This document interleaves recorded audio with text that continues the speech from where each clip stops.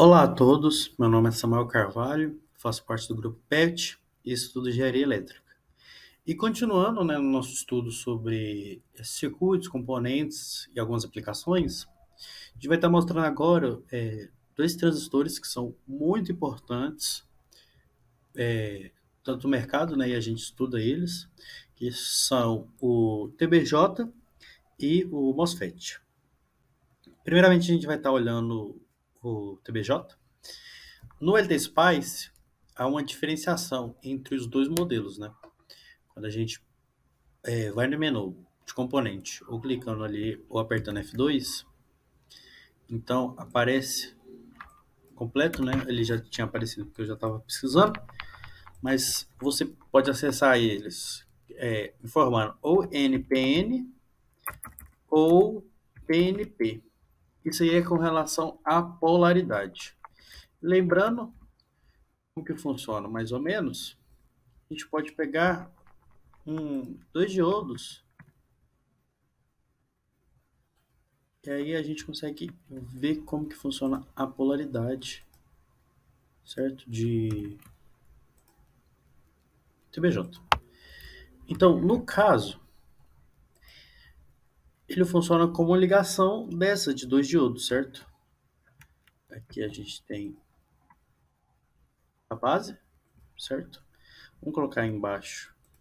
Eu vou mudar aqui as letras. Aqui vai ser o coletor e aqui vai ser o emissor. Essa configuração assim, de dois diodos, forma o TBJ e NPN, que seria no caso esse aqui. E aí ele informa, a setinha informa o fluxo da corrente. Lembra que a corrente ela é definida como sendo o contrário da direção do fluxo dos elétrons. Então, por isso que aqui chama emissor, porque ele está emitindo essas partículas, certo? E o coletor está coletando, no caso. Então, os elétrons eles partem de baixo para cima, só que a corrente a gente tem por padrão que ela é o inverso desse movimento. Então, por isso que a setinha fica para baixo. E no caso do TBJ PNP, a gente inverte esses. Vou colocar aqui, só para mostrar para vocês. A gente inverte os diodos. E aí, aqui o desenho, também vamos mostrar, né? PNP. Aí o desenho ele muda a setinha, porque aí fica ao contrário, né? A corrente ela flui de forma contrária, por causa da polaridade. E aí com isso, vou deixar esse desenho aqui, que é bom que mostra um pouco das regiões, né? Está muito. Mas aí eu vou mudar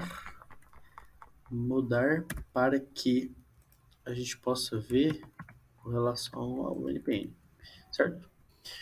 Então, a gente não precisa entrar muito na teoria, mas basicamente a polarização tem relação com diferentes níveis de tensão, né? Entre esses três pontos. E aí é isso que a gente vai ver neste caso aqui. A gente vai ver dois dessas três polarizações. Como o diodo ele tem duas polarizações, a gente tem uma combinação de dois diodos, então temos quatro tipos de modos, certo? O diodo ele pode estar polarizado ou em porte.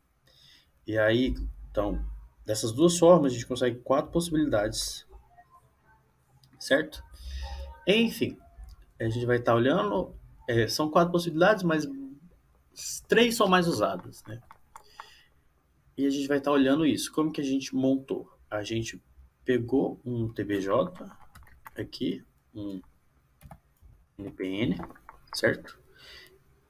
Colocamos ele aqui e fizemos esse circuito com duas fontes e dois resistores. Um com 0,5 meg de mega e um K, essa fonte contínua de 10.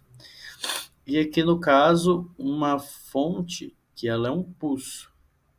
E aí, mostrando os valores aqui, ela começa em 0, vai para 10, e aí tem tempo de subida e o tempo de queda muito pequeno, para que seja basicamente instantâneo, né? E aí ela vai funcionar 1 milissegundo, o outro milissegundo ela vai ficar desligada, completando então um período de 2 milissegundos. Tranquilo, certo? Então, na hora que ela estiver ligada, vai ter um comportamento, na hora que ela estiver desligada, vai ter outro comportamento.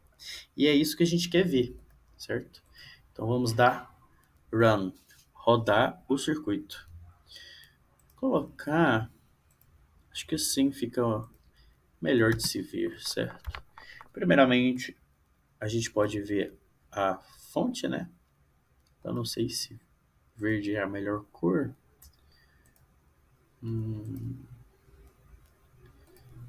Vamos arriscar vermelho, né? Arriscar vermelho. Mas, como eu disse, vai começar em 10, certo? Aí cai. Cai, vai para 0 e sobe. Aqui ficou um pouco bagunçado o tempo, né? A medida. A gente aperta com o botão direito. Em vez de colocar isso aqui, a gente pode colocar 1 milissegundo. Melhor aí. Então a gente vai mexendo nos parâmetros do gráfico conforme a nossa vontade. E aí então ele fica 1 milissegundo ligado, 1 milissegundo desligado, certo? Isso é a fonte aqui, VF. Aí a gente pode ver nos parâmetros. Primeira coisa, a gente sabe que o E ele está no terra. Então, VE é 0, certo? Vamos agora dar uma olhadinha no VB. Aqui, ó. Vou colocar ele junto com a fonte. Tá? Ok, vamos colocar isso aqui de vermelho, porque eu acho que o verde também fica um pouquinho fraco. Mas, ó, a gente já consegue ver que quando ele tá ligado... Na verdade, eu vou tirar isso aqui. Aperta com o botão direito e apagar esse traço. Opa, fazendo uma baguncinha. Então, quando ele tá ligado, que são esses aqui, a gente vai ter uma tensão aqui, certo? A partir do momento que ele desliga, a tensão cai lá para 0. O que zera? Aí tem um tempo, né, para descarregar, e aí aqui fica 0. Mas durante o tempo que a tensão tá ligada, tem uma resistência aqui, mas vai haver uma tensão VB, certo? E aí, como eu disse, os modos estão muito relacionados com as relações entre esses dois pontos, né? A base e o emissor, a base e o coletor. E aí a gente vai dar uma olhada nisso agora. Vamos olhar o VBE. Opa. O VBE, no caso, é o próprio VB, né? Porque o I está na base. Então a gente pode comparar ele com o VCB. Opa, desculpa. VCB. Certo. E aqui ó, já tem uma coisa muito interessante. Quando ele está zerado, o VCB ele fica 15. Mas por que ele fica 15? Porque sem tensão aqui não há corrente, né? Então, basicamente, aqui não vai ter nada. Então ele fica sem tensão aqui. E aí é como se toda a tensão 15 fosse aplicada aqui, certo? No C. Então, justamente, ele fica no modo de corte. Não tem corrente aqui, então fica rodando aqui normalmente. Aqui é no 0, então toda a tensão 15 é aplicada aqui. Tranquilo? Beleza. Só que, quando aqui é ligado, aí ele já fica com uma tensão menor. Por quê? Porque há uma tensão aqui, certo? Se há uma tensão aqui, aí o VCB, ele fica maior do que 0. Ou seja, o VC é maior do que VB. Porque VCB é VC menos VB. Se o VCB é maior do que o VB e o VBE é maior do que 0 também, que é isso aqui forma uma... Isso aqui está demonstrando que está na região ativa direta. A região ativa direta, ou seja, é como se Deixa eu mostrar aqui. O B é maior do que o E, só que o C é maior do que o B. Então, aqui a corte, mas aqui está polarizado. Só que pela forma que é construído, passa a corrente, entendeu? É como se os elétrons, em vez de eles fazerem essa curva aqui, eles já meio que, na hora que vai fazer a curva, eles passam direto, entendeu? Eles meio que derrapa e passa direto. Mas aí já entrando na teoria e tal, a gente só percebe com isso aqui, essa mudança, né, de região, coisa muito interessante, e isso evidencia essas duas regiões. E agora também para dar uma clareada, né, dar uma olhada também, a gente consegue fazer, não quero salvar, moço, a gente consegue ver também o MOSFET. O MOSFET da mesma forma, ele possui duas opções, ou o NMOS, certo? Ou o PMOS. Isso vai estar entrando também na teoria, mas a gente trouxe um exemplo aqui, ó. O PMOS, ele é muito comum a gente usar o NMOS, né? Mas aí, no exemplo, a gente quis usar um MOSFET canal P, ou PMOS, né? Justamente para, tipo, sair um pouco do padrão, né? E aí, nesse circuito projetado, para que tenha, para que haja corrente entre o dreno e o source, esse VG e o VGS, que é VG menos VS, ele precisa ser negativo a partir de certo valor. Isso depende do modelo, né? E aí, a gente também vai ver que quanto mais, entre aspas, negativo, né? Quanto menor for esse VGS, maior vai ser a corrente que vai passar aqui, certo? E aí, então, vamos dar uma olhada aqui. Só apresentando o circuito, né? A gente colocou o PMOS com o modelo aqui. A gente pode olhar também, né? O modelo. Qual modelo que é? Seria esse modelo aqui, o padrão. Ok. Aí, quando a gente olha, já aparece o modelo, né? A gente tem esse RD aqui, que a gente vai usar também para ver como que está funcionando a corrente. A polarização aqui, ó, ela fica ao contrário, né? Ainda mais por causa de ser um PMOS e tal. Mas, só falando também opa. Só falando aqui dos valores, né? Então, vai ser um seno com amplitude 5, frequência 60. Ok. Se a gente der run, então, a gente pode mostrar como está variando a fonte, né? O VGS. E aí, a partir do momento que ele começa a um certo valor aqui, a descer a um certo valor, a gente vai começar a ver corrente passando aqui, ó.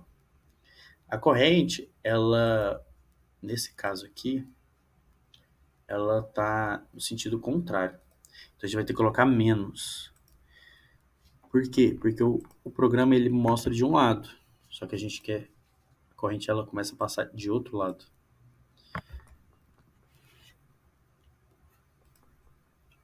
Ok. Vamos fazer um teste. Eu vou apagar e eu vou colocar de novo aqui um PMOS.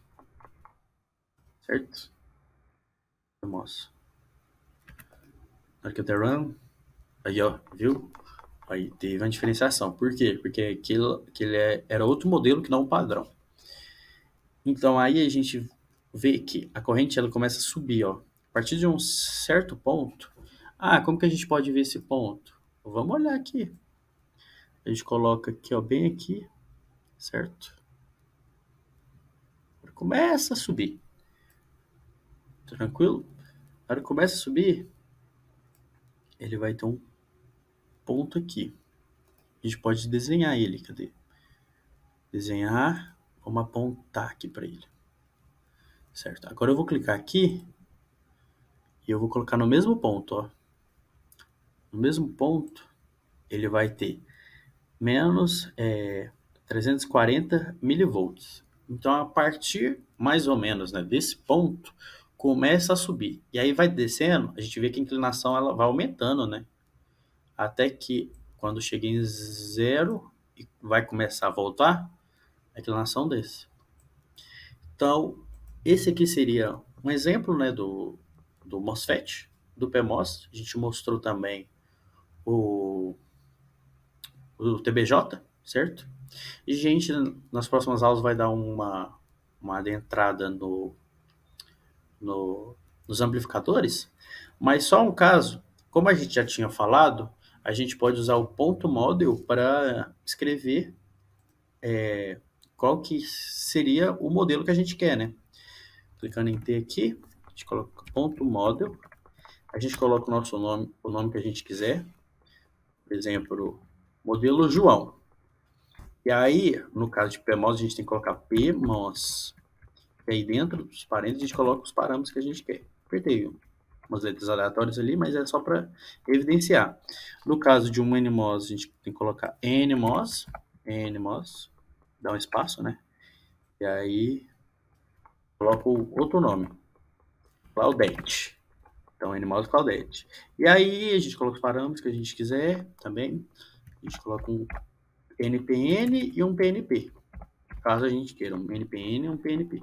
Aqui está em comentário, mas para funcionar, para ser um comando, a gente tem que colocar no Spice Directive. Então, todos é no Spice Directive. Comentário seria só um comentário aleatório que ia botar aqui e o programa não ia rodar, certo? Então, ele não roda esse ponto modo. Para ele rodar, a gente tem que colocar no Spice Directive, certo? A gente também vai estar ensinando, na próxima aula, como que a gente pode baixar e colocar na biblioteca. Porque quando a gente olha aqui, tem essa quantidade aqui, mas quando a gente coloca no ponto model, coloca pelo diretório, a gente não está colocando na biblioteca. E por que que é melhor a gente colocar ponto model? Porque quando a gente for salvar e mandar, o nosso modelo que a gente vai estar usando, por exemplo, do PMOS, vai estar no esquemático. Agora, se a gente baixa para o computador e coloca na biblioteca, está no nosso computador. Então, se eu compartilho com um amiguinho, com um professor, vai ter o problema de, às vezes, na biblioteca dele não ter aquele modelo. Então, vai gerar erro, certo? Então, a pessoa vai ter que baixar e tal. Por isso que é mais fácil colocar ponto model e é o que a gente recomenda. Que aí você pesquisa na internet quais são os parâmetros do modelo e coloca. Mas aí na próxima aula a gente vai estar ensinando justamente para casos haja essa necessidade, você vai poder estar usando essa ferramenta, certo? Então, a aula de hoje fica por aqui.